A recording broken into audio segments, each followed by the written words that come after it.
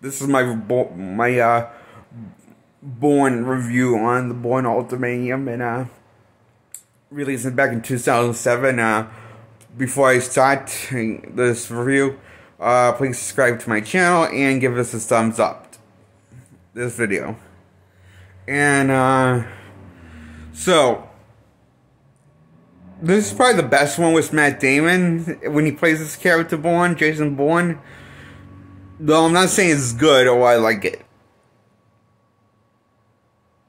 I still kind of hate this movie because, like, I will say, this movie I don't remember having shaky cams, but I remember having tons and tons of close-up shots. Handheld close-up shots in this movie, where the action scenes take place throughout the movie, and also when there's some talking, explaining to the audience of what's going on.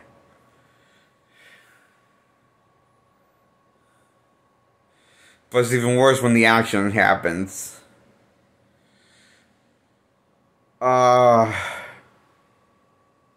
Like, they're really very close-up shots, handheld shots. The handheld close-up shots are just, oof, bad. And the film, the plot of this film, okay, this is when I start to question, in the franchise, this is when I really felt like in the franchise they really didn't know what to do with Bourne's character in terms of deconstruction, making him relatable and interesting, and doing something with him different. Because it's come to my attention that this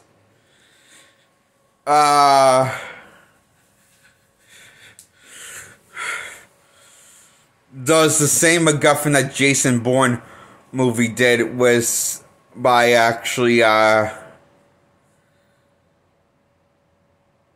having him exposed in this movie, instead of, you know, being really bad luck. It's basically cameras and the government looking for him finally found him, and now he's on the run again. And needs to fight again when he's just minding his own business. Yeah, it's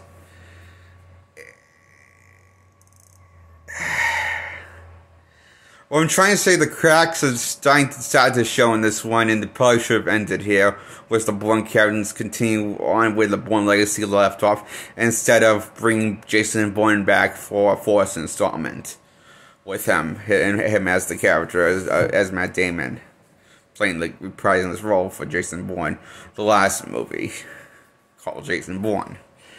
So they do something interesting, like give him back his entire memory, the writers do.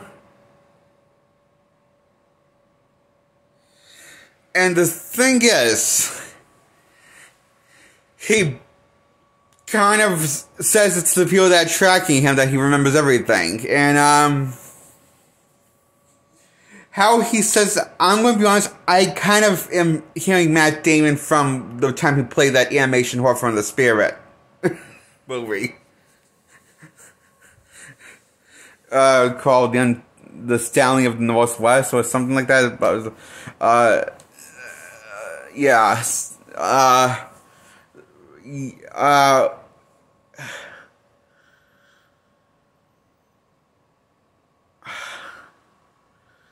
I don't know why, but when I started hearing him saying, I remember, I'm starting to picture Matt Damon, the time when he voiced a horse in an animation movie called Spirit. I can't remember the rest of the time it's called Spirit. I really like that movie, but it tells me that when I'm picturing a better role that he's done, in a movie I actually like, and I'm picturing when he starts monologuing, saying, I remember, blah, blah, blah, I started to tune out what the heck was going on. Because I wonder, myself first viewing this movie, and also that was also in the trailer. Why am I not watching that movie? I said to myself.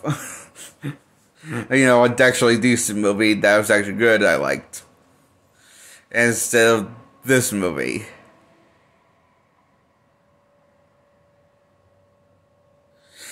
And then, you know, the whole...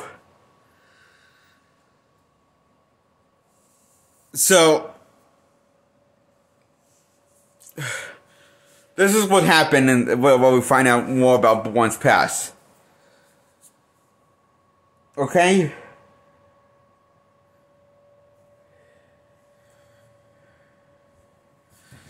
He volunteered for this mission because the government wiped his entire identity clean slate. By fucking him over for some reason, therefore, by making him then he becomes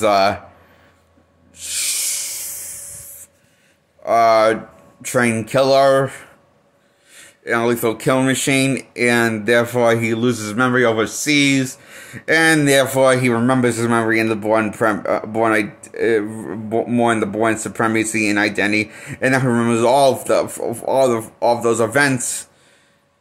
You know, stops having flashbacks because he remembers everything from now on in the Bourne Ultimatum. I'm confused what the hell that means. So he wants revenge because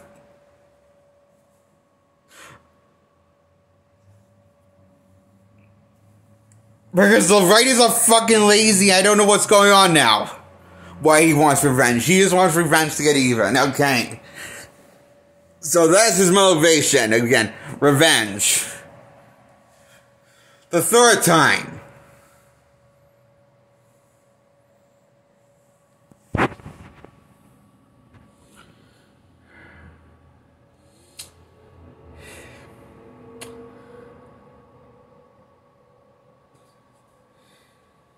Anyway, this is a bunch of fight scenes after fight scenes that I having trouble making out and remembering, because that couldn't make them out because they kept on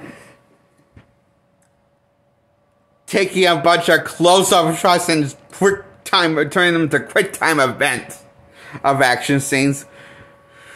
And the action scenes are really edited in this movie a lot. Even though these are the best looking action scenes, was the ones with Matt Damon playing the Bourne character. And the film looks like someone took a highlighter and brightened everything off around the entire film. So that's probably because someone fucked with the aspect ratio and released into the aspect ratio worldwide instead of the one it was filmed in. So now I got that also. And making this the worst, ugliest, artificial looking, fakest looking out of all the Bourne films. And it looks flat, ugly, and artificial looking. Compared to the previous two, and the two after this. One. Of the Bourne Ultimatum. So, yeah, this is probably the most... This is... And the reason why so the color... Because they changed obviously they changed the aspect ratio, what was shot in from the filmmakers, the studio did, and making probably why the aspect ratio, because it got changed, is why the color looks so different versus the actual official trailers released for the movie, to promote the movie, The Bourne Ultimatum. In fact, that's actually what happens with all the Bourne movies, all movies. And I really hate this movie. Even if it was in the right aspect ratio, even if it was and looked as ugly, like someone scribbled and tried coloring stuff with a highlighter.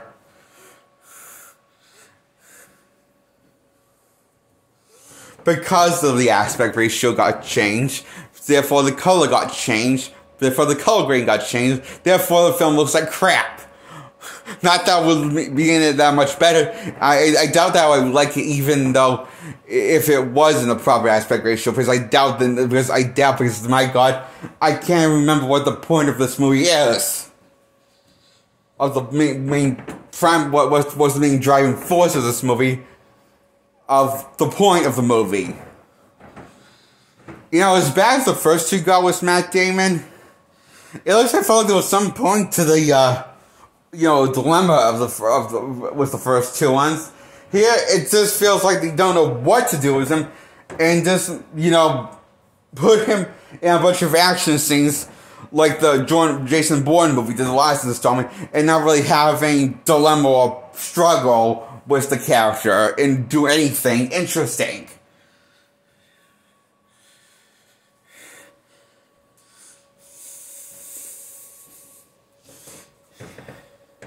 So I was kind of hoping that they would put this character to rest. But my God, I was fucking wrong. And that was wishful thinking on my part, because they brought this character back for the last one, Jason Bourne. Title, Jason Bourne, is the last Jason Bourne movie. So Jason Bourne fakes his death at the end like he always does. Yeah, like he did in the first two ones, and runs off and goes into hiding off the grid. And that's the movie, The Bourne Ultimatum.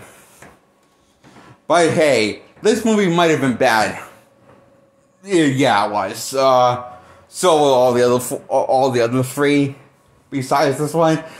But at least we got to hear that killer soundtrack to the movie, as played at the end credits of every Bourne film, including the Legacy, Bourne Legacy, yeah, and including this one. So, yeah, while these movies may be terrible, at least the score, the rock and roll score that was probably meant for that little score in the soundtrack is like pretty kick-ass. So we get to listen to the kick-ass, which has pretty much become the same song to this entire franchise, play at the end credits like we always do. So yeah, that's the highlight of the movie, the end credits, because it has such fun music. So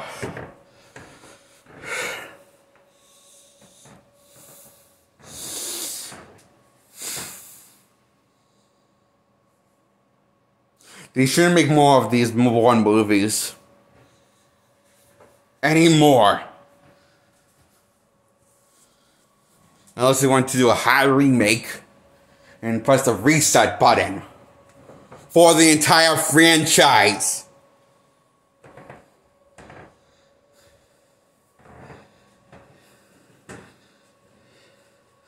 Because, my God, these movies were torture and a chore to watch, I found. Even this one, Ultimatum. These are all 0 out of 10s. They're all equally as bad, probably. Some worse than others.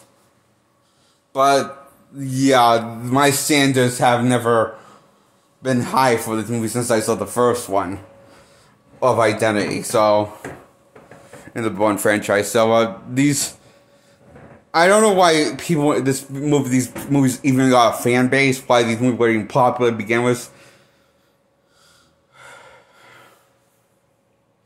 Well, I think I might have a theory. Because James Bond stopped making movies. That's probably why the first two were so popular, and the third one got less popular when the series started to die down in popularity, if I remember correctly, because then Casino Royale came out, and also Quantum of Solace came out.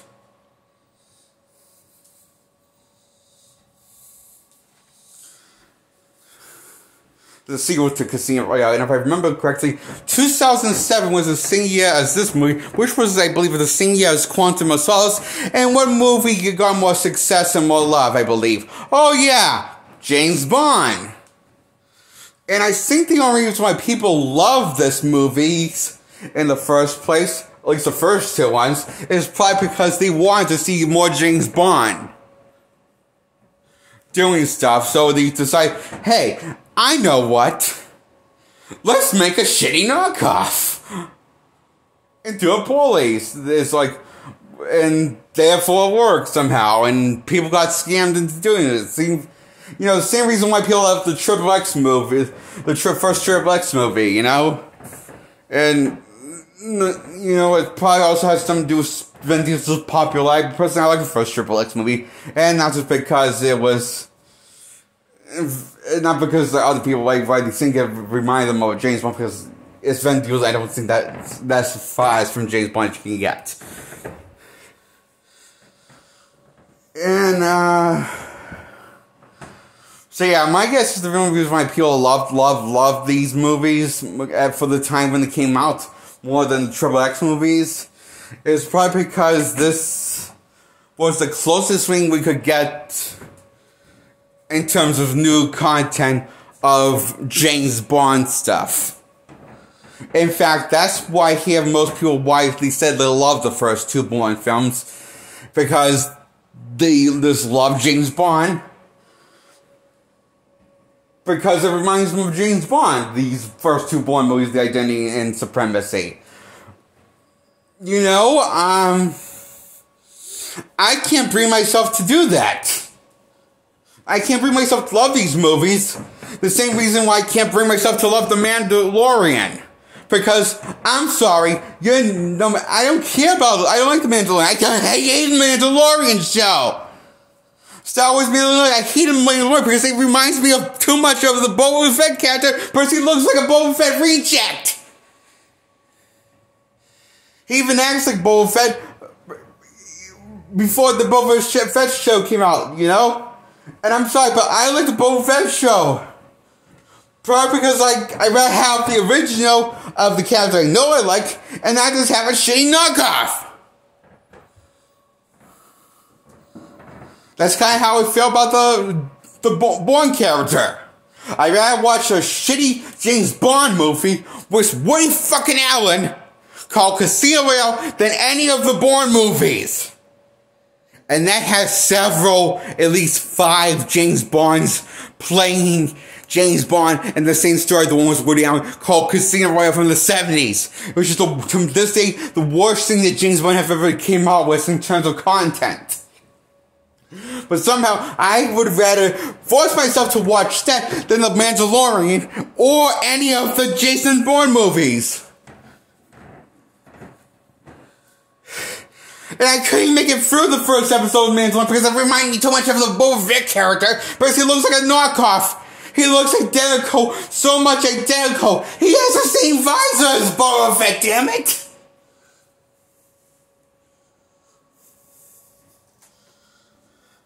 That is what Boba Fett was known for. Although I will say, as bad as Mandalorian will look, I will give Mandalorian less credit than the Bourne movies. I mean, as bad as the Bourne movies, I'll give more credit to the Mandalorian, which is the knockoff version, generic version of Boba Fett character. So, fuck you, people, for liking this horseshit, knockoff, rehash, knockoff versions of characters.